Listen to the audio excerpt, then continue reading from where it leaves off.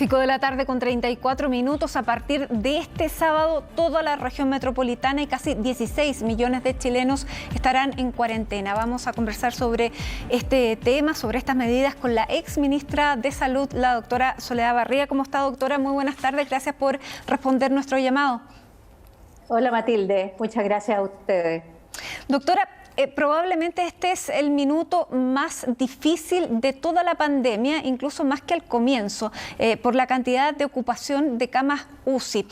¿Usted cuánto tiempo estima que pudiera extenderse una medida como esta para hacer disminuir esa cantidad de ocupación y, por ejemplo, poder ir a las elecciones o poder volver a retomar ciertas actividades? Matilde, efectivamente estamos en una situación grave. Grave por cuanto hoy día estamos como en los peores momentos del año pasado en número de casos, pero con varias situaciones más graves aún.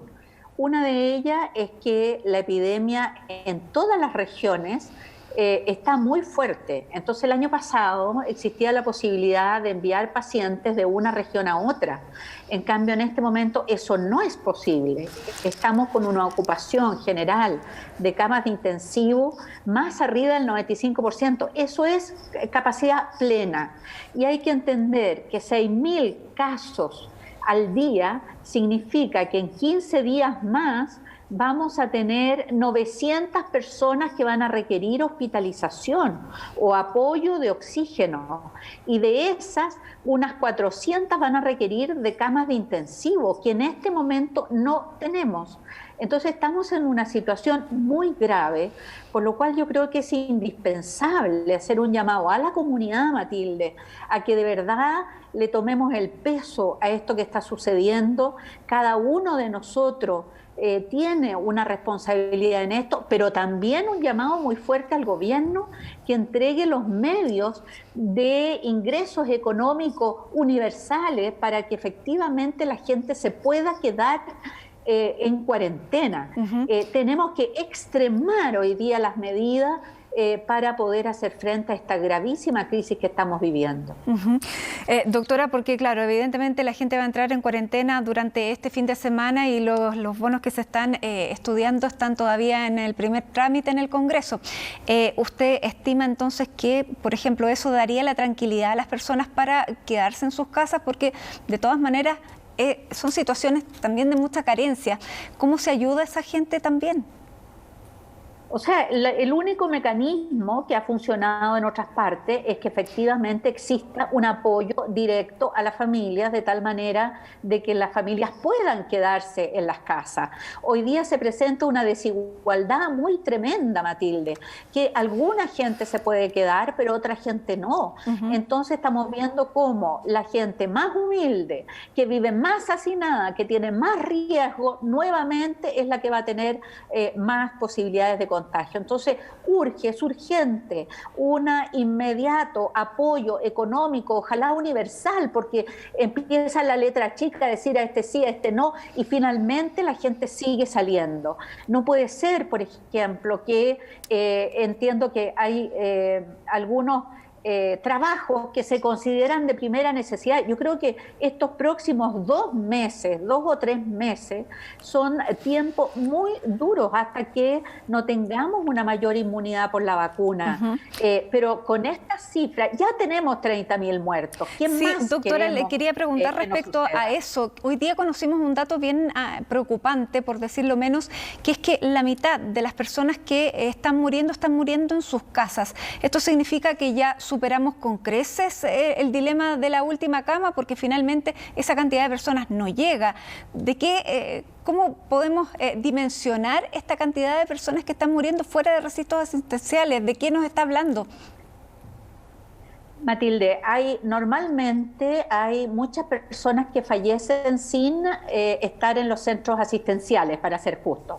Si usted ve, por ejemplo, las estadísticas del Ministerio de Salud que se publican justamente a propósito del COVID, usted lo puede encontrar fácilmente, y está incluso por tipo de fallecimiento, por enfermedades respiratorias, por enfermedades cardiovasculares. No es raro que haya fallecimientos en los hogares. De hecho, por el COVID COVID estaba habiendo un mayor porcentaje de fallecimiento en los establecimientos hospitalarios, alrededor del 75-80%. Esto ha ido disminuyendo. Puede ser que sea por un copamiento de las camas, pero también puede ser porque la gente, hay gente mayor, por ejemplo, que no quiere ir porque muere aislada. Entonces, con mayor razón tenemos que hacernos cargo como comunidad. Lo que yo haga hoy día influye en lo que está pasando con nuestros adultos mayores, con las personas de nuestra comunidad. No soy solo yo, sino que hay una repercusión hacia todo. Entonces, yo diría... estamos con el sistema de salud sumamente saturado, tenemos la atención primaria que está haciendo un trabajo enorme con la vacunación, en algunos lugares con la trazabilidad, pero estos son vasos comunicantes, entonces mucha gente está dedicada a la vacunación y por lo tanto hay menos gente dedicada a la trazabilidad y a tratar las otras enfermedades ambulatorias crónicas que llegan a la atención primaria. Estos son equilibrios precarios porque tampoco ha habido una estabilidad en los recursos hacia la atención primaria que hubieran permitido una contratación masiva de personas en atención primaria para hacer la trazabilidad, por ejemplo. Entonces hoy día se produce una competencia entre la gente que está vacunando, que puede llegar a ser casi la mitad de las personas que están en atención primaria en los centros de salud, pero hay que mantener la trazabilidad y mantener los controles. Entonces también ahí hay una necesidad urgente, no solamente entonces de ir en apoyo a la familia, sino también de aumentar los recursos en atención primaria para poder contratar otras personas para estos trabajos tan importantes que se están realizando. Doctora, la sobrecarga es extrema, pero de acuerdo a su experiencia, si hubiéramos tenido una mejor trazabilidad, ¿no habríamos llegado a este momento? Por supuesto, eso es lo que ha pasado en otros países, en que no se llega a esta tasa de muertes. Nosotros somos un país que tiene muy alta mortalidad en relación a otros porque hemos hecho mal el trabajo de la trazabilidad. Hay que contener los contagios allí donde se producen y eso es en la comunidad. Entonces no hemos mejorado. Habíamos despegado con la trazabilidad y se habían entregado recursos, pero estábamos yendo cada vez mejor y resulta que el gobierno echó pie atrás, disminuyó los recursos o se lo pasó en regiones a la seremía que no tienen la capacidad que tiene la atención primaria. Entonces, y volvimos de nuevo a tener problemas con la trazabilidad, en eso vino la vacunación y entonces mucha de la gente de atención primaria tiene que dedicarse, y está muy bien, ¿no es cierto? Y hemos sido exitosos en esto de la vacunación. No estoy diciendo que sea un error vacunar, al contrario, creo que es muy importante, pero tenemos que fortalecer la trazabilidad y el testeo si es que no queremos tener inundados nuestros hospitales de personas que no pueden tener acceso a la ventilación mecánica. Tenemos que disminuir los contagios y eso significa trazabilidad, testeo y medidas también sanitarias del gobierno que posibiliten que esto se haga en los niveles locales. Esto hay que hacerlo en las comunidades, hay que trabajar con la comunidad. No hay que trabajar solo desde los medios de comunicación, sino que con la comunidad, con las ollas comunes que seguramente van a volver a estar. Hay que ahí estar con la comunidad trabajando y eso lo sabe hacer la atención primaria. Sin duda. Doctora, ¿qué le parecieron las medidas respecto a los viajeros? Se aumentaron muchísimo las restricciones, 5 días obligatorios para estar en estos hoteles de transición. ¿Qué le parece? ¿Es adecuado o habría que haber cerrado fronteras? A mí me parece que esto se debió haber hecho en enero, tal como fue lo que le aconsejó, por lo demás, el comité COVID que el mismo gobierno formó, y en enero se planteó este tema de las variantes del virus y la necesidad de controlar mejor la frontera, pero se pusieron nada prácticamente restricciones. Esto era lo que habría correspondido hacer en enero, probablemente ahora con estos 7.000 casos, la verdad es que habría que ser incluso más restrictivo e impedir el ingreso de las personas que no sean estrictamente necesarias que ingresen. Hoy día se ha informado que hay más de un centenar de personas donde donde se ha registrado esta variante, la variante o la inglesa o la del Amazonas de Brasil. ¿Podemos confiar que son solamente esas personas? Porque es una variante que es extremadamente contagiosa.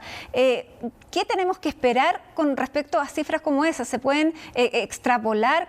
¿Qué se piensa respecto a eso? ¿Cuál es su preocupación? Mi preocupación es que esto sea una pequeña muestra, que son los exámenes que ha hecho el Instituto de Salud Pública, el Ministerio, de algunas personas. Pero si hay circulación en la comunidad de estas variantes, la situación probablemente hay muchísimos más casos que estos 100, porque no a todos los casos se les hace el estudio genético, digamos, del virus para poder saber el tipo, la variante. Entonces esto se está buscando en algunos o en muestras de los comunitarios y tenemos que sospechar que desgraciadamente la tardanza en tomar estas medidas desde el punto de vista de la frontera nos ha llevado a que estemos empezando a tener lo que llamamos circulación comunitaria de estas variantes. Nos confiamos en la vacuna, doctora. ¿Cuándo efectivamente podemos tener esta inmunidad que permita ir abriendo un poco más? Yo al inicio tal vez apresuradamente le hablaba de las elecciones, pero a ver, partamos por el tema de la inmunidad y el efecto que van a tener las vacunas. ¿Cuándo cree usted efectivamente que se va a notar esta inmunidad, que ya hay más de 5 millones de personas que están vacunadas? Sí, y yo creo que eso se agradece, ¿no? El hecho de que tengamos tantas personas vacunadas, yo creo que ha habido una buena gestión de conseguir las vacunas por una parte y de hacer el proceso de vacunación gracias a nuestra organización del sistema público, de la atención primaria, que ha sido los que concretamente la han puesto. Pero nosotros tenemos que esperar un resultado unos 15 a 20 días después de la segunda dosis. Por lo tanto, para llegar a tener el 70-80% de la población vacunada, eso no va a ser antes de junio de este año. Tenemos por delante abril, mayo y junio, tenemos 2 o 3 meses de grandes peligros, de una situación muy dura, en que yo hago un llamado de verdad a la comunidad. No nos olvidemos de usar esta cosita que es la mascarilla, ¿no es cierto? No nos olvidamos de la distancia física, no salgamos si no es indispensable, no importa si nos prohíben o no nos prohíben, no salgamos, por favor, no nos aglomeremos. Y al gobierno, que es indispensable entregar los recursos económicos a las personas, a la familia, y también entregar los recursos a la atención primaria para poder realizar esta trazabilidad que todavía está fallando. Ha estado bien la vacunación, pero nos falla la trazabilidad. Doctora, y ahora sí que la quiero llevar al plano electoral, porque no solamente tenemos la elección de ahora del 10 y el 11 de abril, sino que tenemos un calendario demasiado ajustado. Y usted misma dice, no sabemos si en junio ya vamos a poder tener una inmunidad que permita ir abriendo un poco más, digamos, las medidas.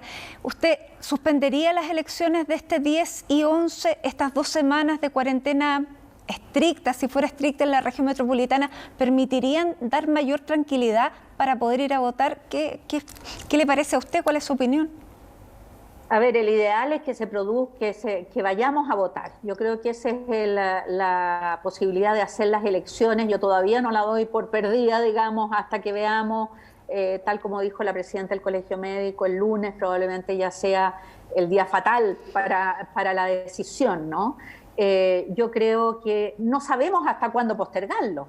Entonces ahí vienen una serie de... porque es cierto que a lo mejor vamos a tener inmunidad en junio, pero no sabemos la respuesta completa a las nuevas variantes y por lo tanto no estamos seguros de que vayamos a estar en un escenario de mayor tranquilidad. porque puede ser que es lo que pasa con la influenza, por ejemplo, que va mutando y por lo tanto todos los años se hace necesario vacunar. Es por eso que se vacuna todos los años contra la influenza. Si eso pasara con este virus, entonces quiere decir que en junio vamos a estar en una situación relativamente, no igual, pero parecida, y por lo tanto tampoco hay certidumbre de para cuándo podría realizarse las elecciones. En la situación que ha estado nuestro país, en que las elecciones se las ha ganado, por así decir, el pueblo, ¿no? Después del 18 de octubre, a mí me parece que el ideal es tratar de mantener las elecciones, apretar efectivamente ahora, pero para eso, insisto, es indispensable el apoyo económico a la familia. Si no, no va a funcionar la cuarentena.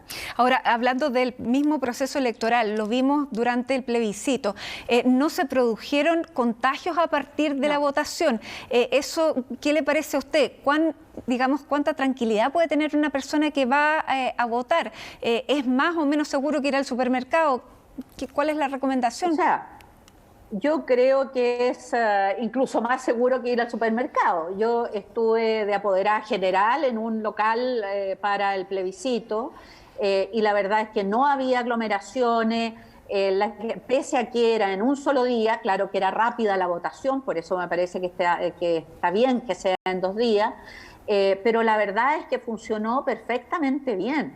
Y no hubo, si cada uno lleva su lapicito, ¿no es cierto? La verdad es que nadie se toca con nadie al momento de votar, hay alcohol gel, se produce en condiciones tranquilas, por lo tanto, si uno puede ir a comprar al supermercado, a mí me parece que puede ir a ejercer también el voto de una manera tranquila. Yo creo que si de aquí a la próxima semana se decide igual realizar las elecciones, yo haría un llamado a participar de manera tranquila, ¿no es cierto?, de manera cuidadosa, porque en todo momento, si es que el virus no es una magia, se transmite de persona a persona. Si nosotros usamos esta cosita de la mascarilla, efectivamente, si mantenemos la distancia, estamos al aire libre, ventilamos las casas, los espacios y no nos juntamos de a mucha gente en un lugar cerrado, vamos a tener la seguridad que no nos vamos a contagiar. Así es.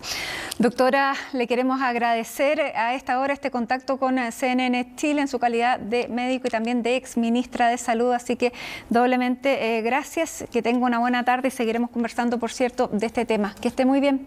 Muchas gracias. Gracias, hasta luego.